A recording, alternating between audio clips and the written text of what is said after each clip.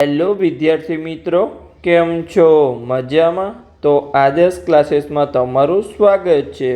તો આજે આપણે ધોરણ 9 વિષય ગણિત ચેપ્ટર નંબર 9 વર્તુળની વાત કરવાના છીએ, જેનો આજે લેક્ચર નંબર 20 છે. આ લેક્ચરમાં આપણે સ્વાધ્યાય 9.3ના દાખલા નંબર 9 અને દાખલા નંબર 10ની વાત કરવાના છીએ. તો ચલો આપણે એની રકમ વાંચીએ અને સિમ્પલી આપણે તેનું સોલ્યુશન મેળવીએ.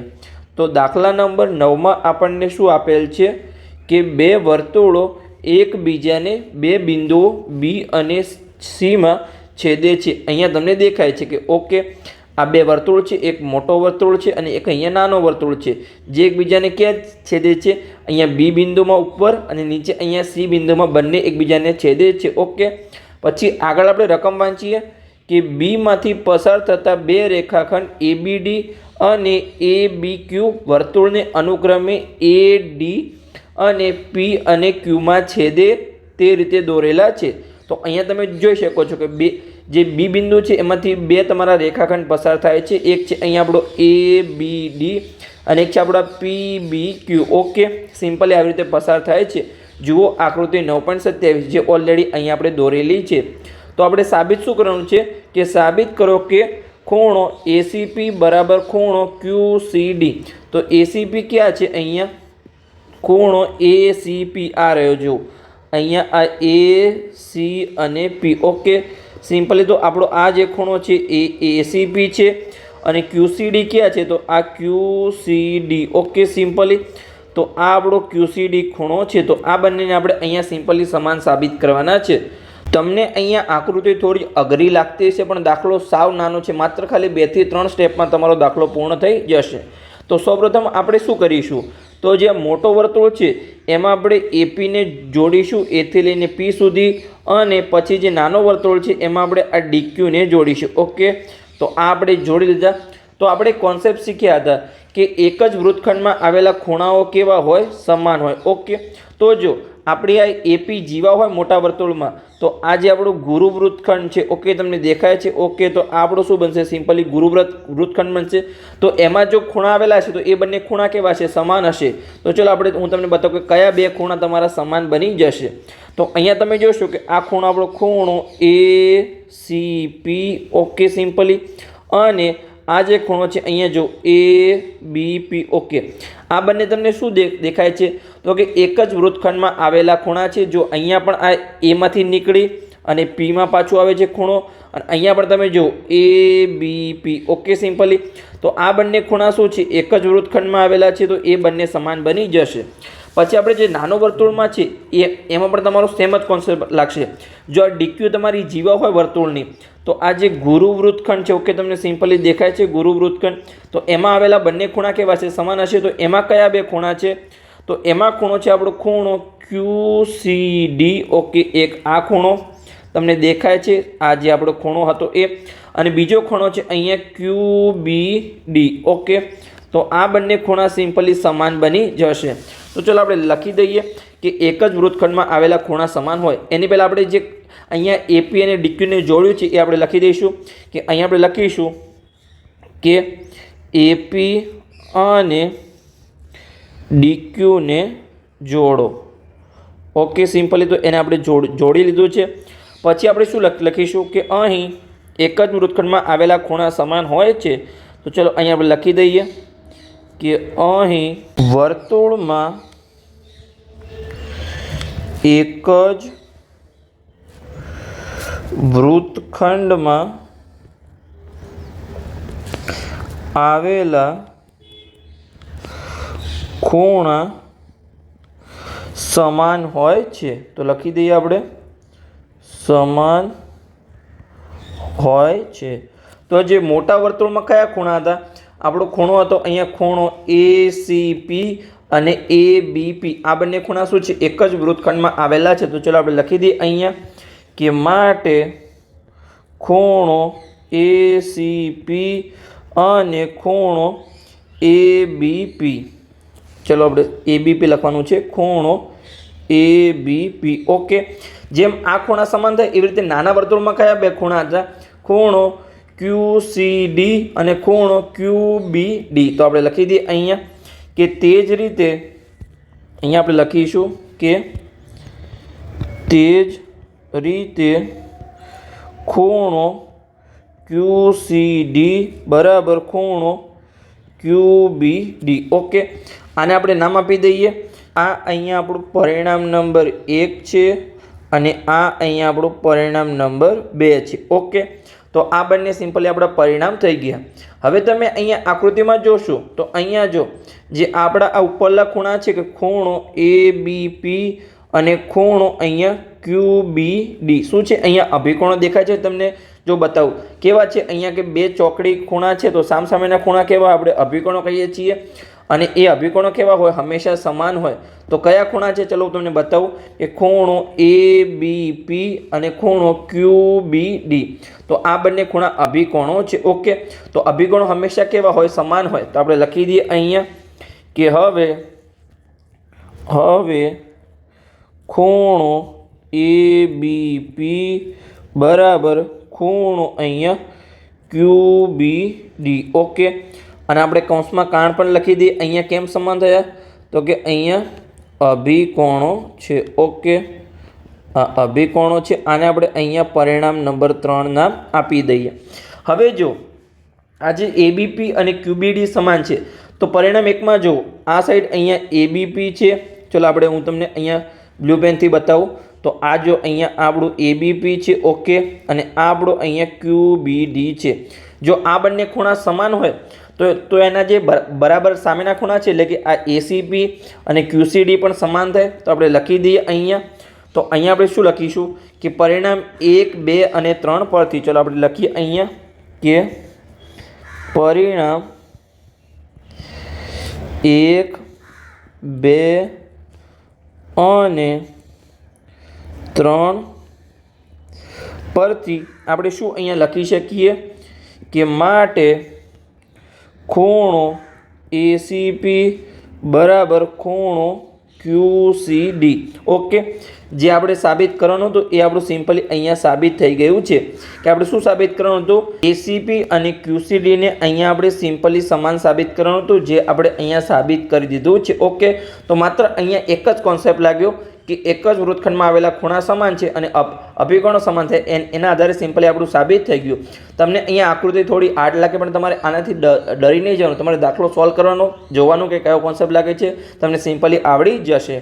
તો અહીંયા આપણો દાખલા નંબર 9 પૂર્ણ થઈ ગયો. હવે આપણે દાખલા નંબર 10 સોલ્વ કરીએ.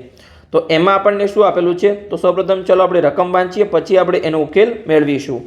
કે જો ત્રિકોણની બે બાજુઓ વ્યાસ થાય તેવી રીતે વર્તુળો દોરેલા હોય તો સાબિત કરો કે આ વર્તુળોનું એક છેદબિંદુ ત્રિકોણની ત્રીજી બાજુ પર આવેલું છે.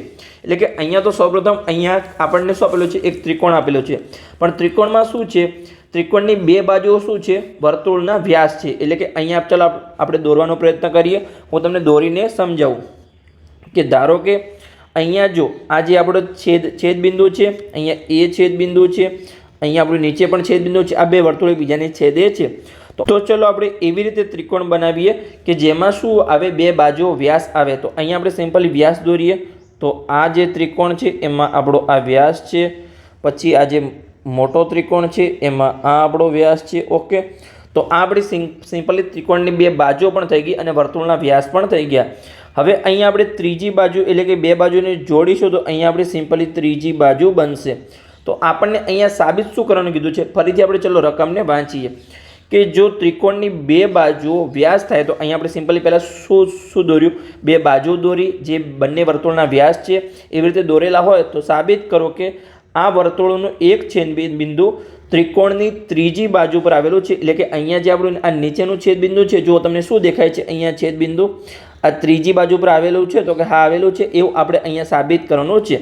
તો અહીંયા આપણે જે વર્તુળના બે છેદબિંદુ છે એને આપણે જોડી લઈએ.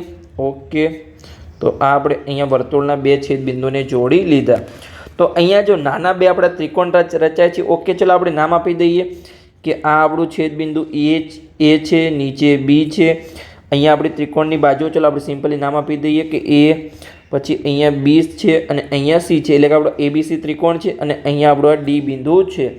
તો આ જો આ સાઈડનો તમને ત્રિકોણ દેખાય છે અહીંયા કે ત્રિકોણ એબીસીમાં શું બને છે, અહીંયા એક નાનો ત્રિકોણ બને છે, ત્રિકોણ ABD, અને એક ત્રિકોણ બને છે ACD. ઓકે, સિમ્પલી તમને બે ત્રિકોણ દેખાય છે. હવે જો આ જે આપણો ખૂણો છે, આ બી આગળ ખૂણો, એ કેટલા અંશનો હશે તમે બોલો? કાટખૂણો હશે. તમે કહેશો કેવી રીતે કાટખૂણો હોય? તો જો આ AB શું છે, અહીંયા આપણો આ AB શું છે તમે જ બોલો. આપણે શું આપેલું છે રકમમાં કે બે બાજુ વ્યાસ થાય, તો આપણું AB પણ વ્યાસ છે અહીંયા, અને આ AC પણ શું છે, અહીંયા વ્યાસ છે. તો જો AB વ્યાસ હોય તો આ શું બનશે, આપણું અર્ધવર્તુળ બનશે. ઓકે, તો અર્ધવર્તુળનો ખૂણો કેવો હોય? હંમેશા કાટખૂણો હોય. તો આ આપણો ખૂણો કેવો બનશે? કાટખૂણો બનશે. ઓકે, તો જે ડી આગળ ખૂણો છે એ કેવો છે? કાટખૂણો છે.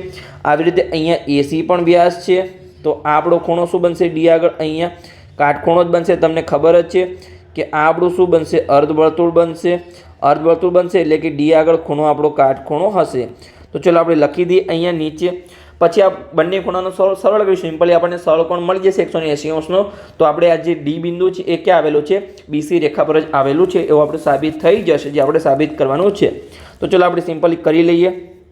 તો સૌપ્રથમ અહીંયા આપણે લખીશું કે અહીં જે આપણો મેઇન ત્રિકોણ છે, મોટો ત્રિકોણ, ત્રિકોણ ABC, એમાં બે બાજુઓ AB અને AC શું છે? વર્તુળના વ્યાસ છે. તો અહીંયા આપણે લખીશું કે ત્રિકોણ ABCની બે બાજુઓ AB અને AC એ વર્તુળના વ્યાસ છે.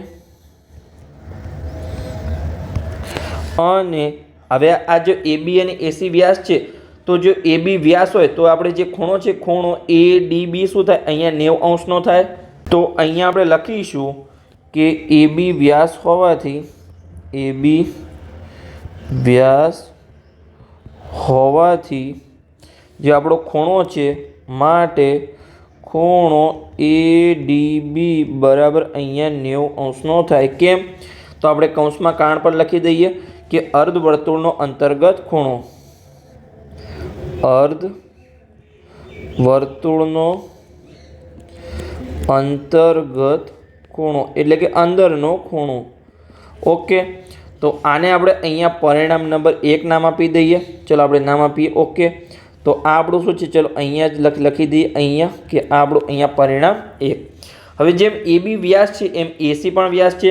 તો જે આપણો આ ખૂણો છે કે ખૂણો ADC એ પણ શું છે? અહીંયા કાટખૂણો છે. તો અહીંયા લખીશું કે AC વ્યાસ હોવાથી એ પણ આપણો અહીંયા કાટખૂણો બનશે.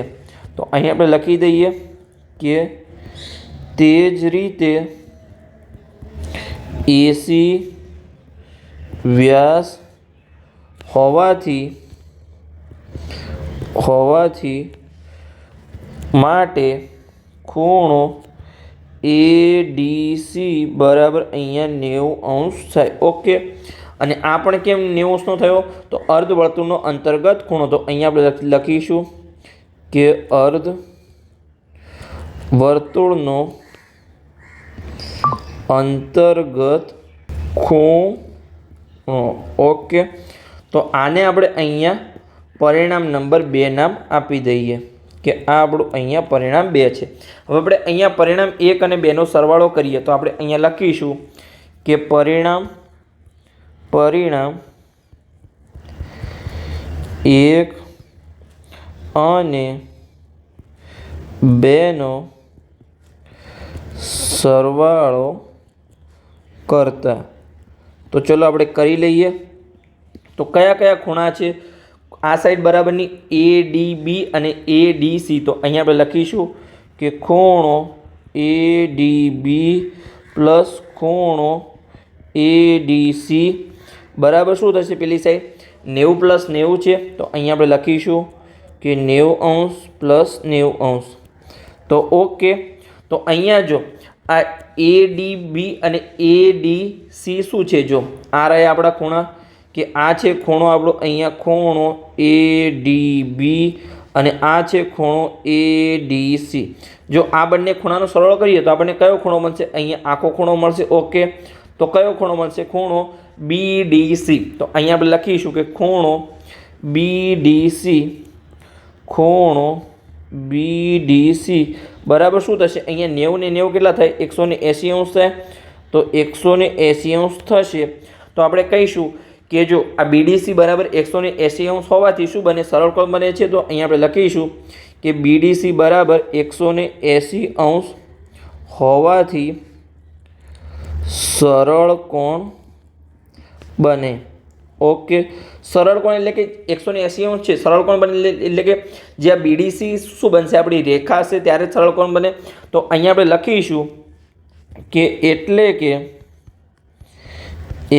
કે BDC આ જે બિંદુઓ છે એ એક જ રેખા પરના બિંદુઓ છે, એક જ રેખા પરના બિંદુઓ છે. ઓકે, આ સિમ્પલી થઈ ગયું. તો આપણે કહી શકીએ કે આ જો એક જ રેખા પરના બિંદુ હોય તો BC શું છે? એક સીધી રેખા છે. તો અહીંયા આપણે લખીશું કે માટે BC એ સીધી રેખા છે. ઓકે, અને અહીંયા આપણે લખીશું કે જે આમ જે આપણું આ છેદ બિંદુ છે, એક છેદ બિંદુ એ ત્રિકોણની ત્રીજી બાજુ BC પર આવેલું છે. એટલે કે છેદ બિંદુ શું છે? અહીંયા D એ ત્રિકોણની ત્રીજી બાજુ BC પર આવેલું છે. તો અહીંયા આપણે લખી દઈએ ફાઇનલ આન્સર કે આમ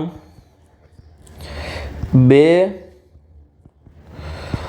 વર્તુળોનો છેદ બિંદુ D હોવાથી ત્રીજી બાજુ BC પર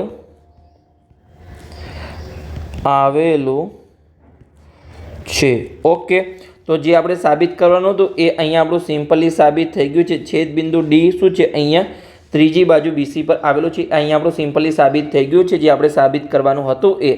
તો અહીંયા આપણો દાખલા નંબર 10 પૂર્ણ થઈ ગયો. એની સાથે અહીંયા આપણો આ લેક્ચર પણ પૂર્ણ થઈ ગયો. આ લેક્ચરમાં આપણે દાખલા નંબર 9 અને દાખલા નંબર 10ની ગણતરી કરી સ્વાધ્યાય 9.3ના. હવે આપણો છેલ્લો લેક્ચર બાકી છે 21મા નંબરનો લેક્ચર, જેમાં આપણે સ્વાધ્યાય 9.3ના દાખલા નંબર 11 અને 12ની વાત કરીશું. તેની સાથે અહીંયા આપણો આ ચેપ્ટર પૂર્ણ થશે. પછી આપણે હેરોનના સૂત્ર નામના ચેપ્ટરની શરૂઆત કરીશું, જે આગળનો ચેપ્ટર છે, ચેપ્ટર નંબર 10. તો બસ લેક્ચર સારો લાગ્યો હોય તો ચેનલને સબસ્ક્રાઈબ કરજો અને તમારા મિત્રોને વિડીયો શેર કરજો, તો એમને પણ સરળ ભાષામાં ગણિત શીખવા મળે.